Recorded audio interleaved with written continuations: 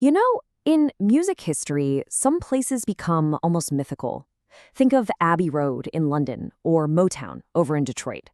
But for one short, brilliant moment in time, the absolute center of the entire pop universe was in this one single, pretty unremarkable looking office building in Manhattan. So let's dive into the story of the Brill Building, the original hit factory. It's the million-dollar question, right? How do you actually do it? How do you capture lightning in a bottle and come up with a song that everybody, everywhere, wants to sing along to? Well, back then, the answer was surprisingly kind of industrial. The place was the Brill Building, 1619 Broadway. And the product they were cranking out, piece by piece, was the teenage dream, all made in the most efficient hit factory the world had ever seen. But to really get why this factory was so important, we gotta look at the world it was born into. See, the late 1950s had this huge problem, a massive musical void that was just begging to be filled. So on one hand, you had Tin Pan Alley. That was the old guard. They made this very sophisticated music for adults, selling sheet music for guys like Frank Sinatra. Then on the other hand, you had this raw, explosive energy of early rock and roll, which the industry basically just wrote off as a loud, passing fad. There was absolutely no bridge connecting these two worlds. And this is where things get really interesting. A brand new type of person had just shown up on the scene, the teenager. All of a sudden, they had their own money to spend, their own little transistor radios, and they were desperate for a soundtrack that was about their lives. The old guard, they had no idea what to do with them. The solution, as it turns out, was a machine, a ruthlessly efficient system that was designed to pump out hits that had the beat of rock and roll, but with the polish and the smarts of classic songwriting. And that machine was the Brill Building. And the thing that is just mind-blowing about this whole process was the sheer speed.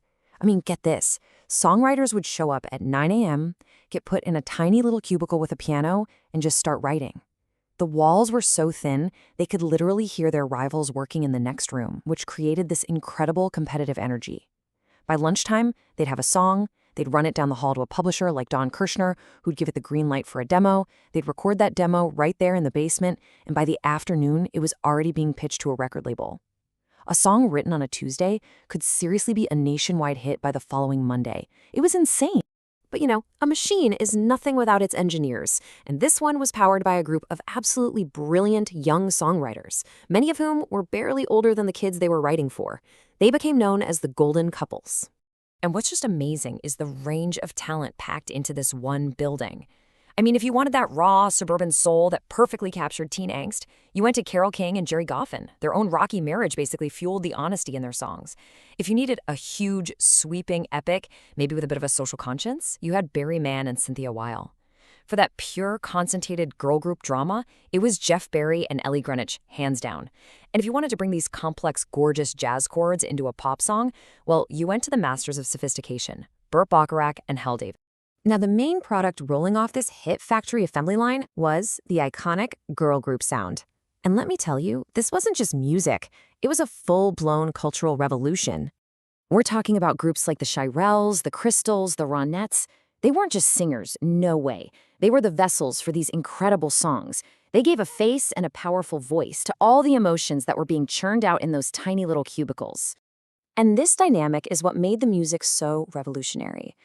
I mean, just think about the incredible cultural mix happening here.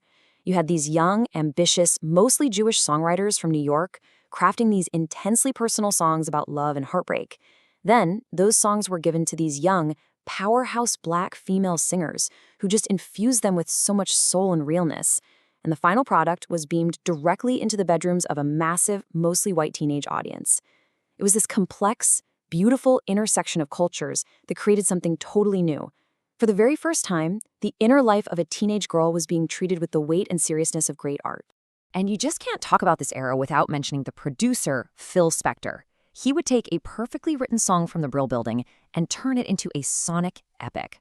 He called his technique the wall of sound, and he meant it. He would just layer pianos, drums, strings, everything, until these 3-minute pop songs felt like these grand, sweeping operas made for teenagers.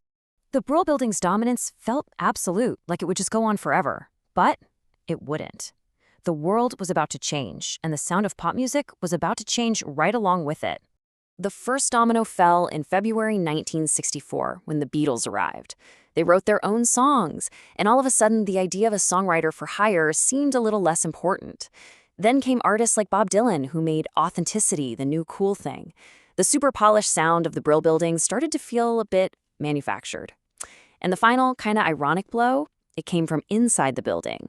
In 1971, Carole King, one of the system's greatest architects, released her album Tapestry, where she sang her own deeply personal songs.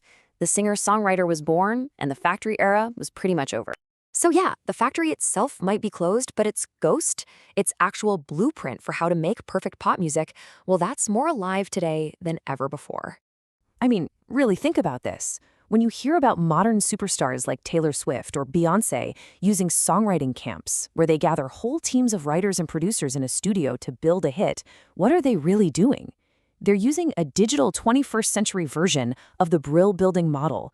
The location is different, but the process of efficient, collaborative hitmaking is exactly the same. And that really leaves us with this final thought. The legacy of the Brill Building is this powerful reminder that pop music isn't just disposable fluff. It proved that in the right hands, with the right structure and a whole lot of heart, a simple 3-minute song could feel as profound and be just as timeless as any great work of art.